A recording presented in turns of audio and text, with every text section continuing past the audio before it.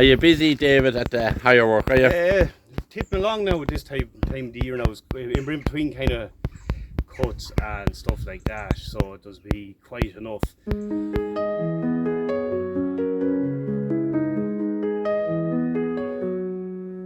On the rolling hills we stand, where the sunsets paint the land. Generations work this field, their legacy we build.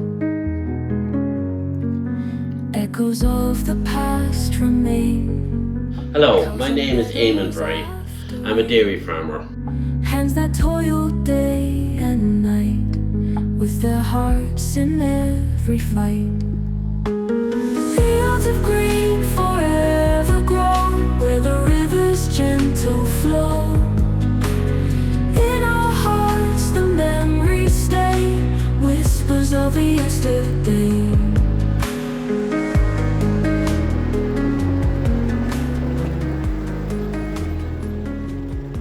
Are you busy, David, at the higher work, are you? Tipping along now with this time of the year now. It's in between kind of cuts and stuff like that, so it does be quite enough.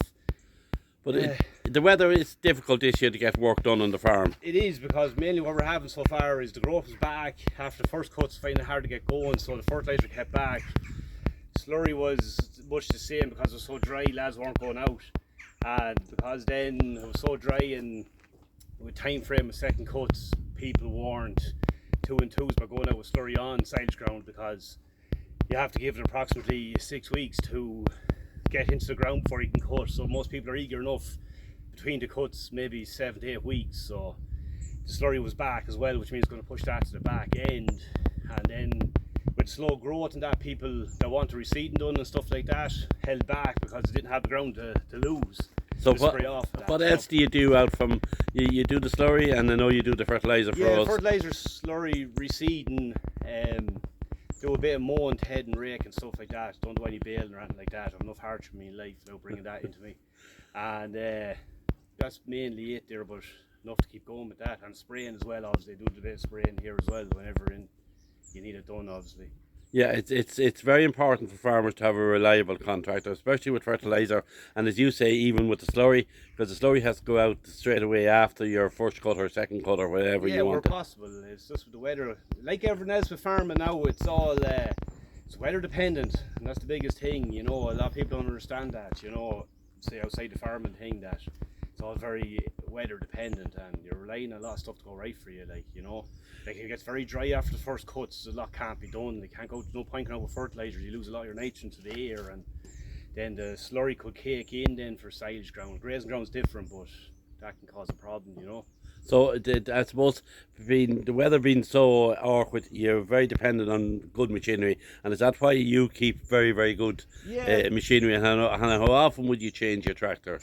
Well, the cost is the biggest problem now at the minute, but look, you try and change them as often as you can. Once they're reliable, you like to keep the machines you can, but the most important thing I find with the fleet here is, if something breaks, fix it. Don't let it drag it out, or like within reason. Now, if you're in the middle of a busy time and you kind of might have to botch it together to get you going, to keep things going, fair enough, but if she needs lights or brakes need to be done, don't push it on any longer than really needs to be hassled. Or make sure, especially the tractor up front, she's the keystone, the whole operation, so keep her well looked after and serviced well, and I find if you look after them fairly well, they look after you, you know.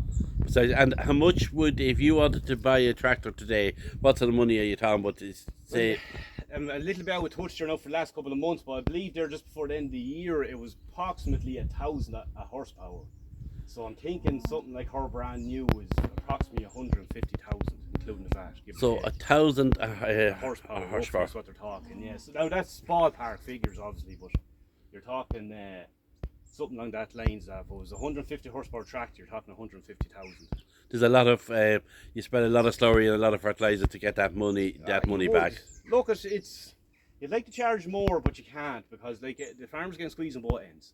And the farmer can only be squeezed so much, so like that's the biggest thing, the biggest problem the whole lot's going to be, I'd say, is like we're one end, the farmer's the other end, but like the farmer is like a sieve there with a lot of hose. There's only so many hoses that can come out of the sieve before he runs dry, you know. So like there's pressure on all ends, like, and like we can't push too much onto the farmer because you just can't pay it. Like, you know, the way commodities are, meat price, beef prices, and so forth. You know what I mean? But at the same time, you still have to get a week's wages. Oh, you do. Like, don't get me wrong that way, but you kind of have to. Yeah, it's a compromise. You know what I'm saying to you? Exactly. Yeah, exactly. You know what I mean? So like, you try to do as fair as you can, or whatever you can. Like, but as you said yourself there, you have to make a living yourself out the end of it. But there is, look, it's no more than farming. It's a lot of lads getting out of this game. It's just getting too expensive. You know, maintaining machines, oil, diesel, everything, tires. Like, tires nearly double the price. The set tires for her now are over 5,000. Like. 5,000 for the set. Take, yeah, you could say 4,000 or 5,000 for her, and you make it. And when you're talking about set, that's 4 tires. Oh yeah, 4 tires, full set, like. Full set. Like, depending on how much road work you're doing, you could get approximately 4 years out of it. You know, if you're talking €1,000 a year. €1,000 a year, you wouldn't even think of. Yeah. Look, but David, as you said, the weather is difficult. You're very busy. I won't delay you anymore, and thanks again for all the work you do here on Ashlawn Farm. No problem. You carry on.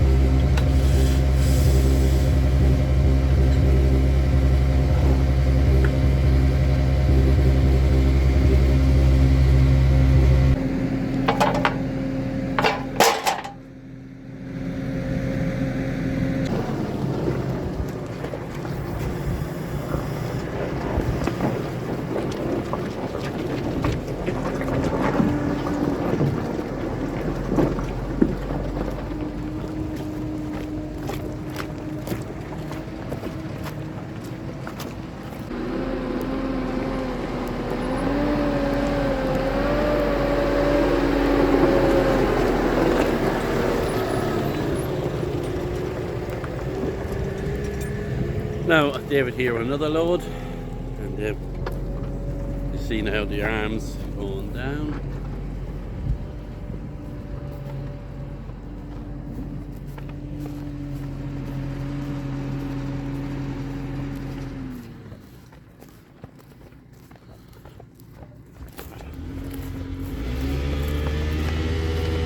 Now you can see the slurry coming out with each pipe there. Pipe now coming out like a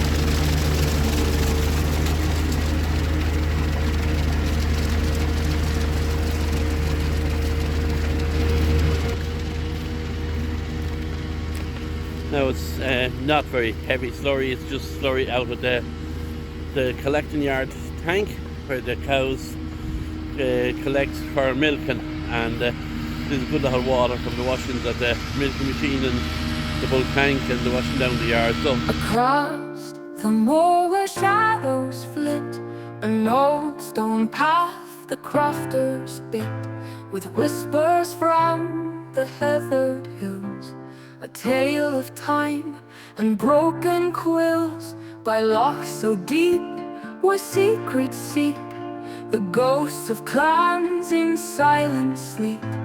The fiddles weep and boggrons beat, and moonlights touch the past we greet. Oh, the wanderer's path, it twists and turns from ancient cairns to fires that burn. In every stone, a song, a sigh, of warriors' roar and lovers' cry.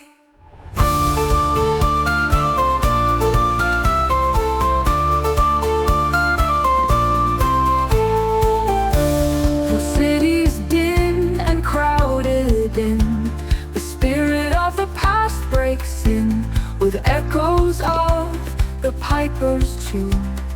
Underneath the silver moon, from glens to streets, the old and new, a tapestry both worn and true. With every step, the old world calls. In twilight's haze, our memory falls. The seagulls cry, the boatmen sigh, the fishermen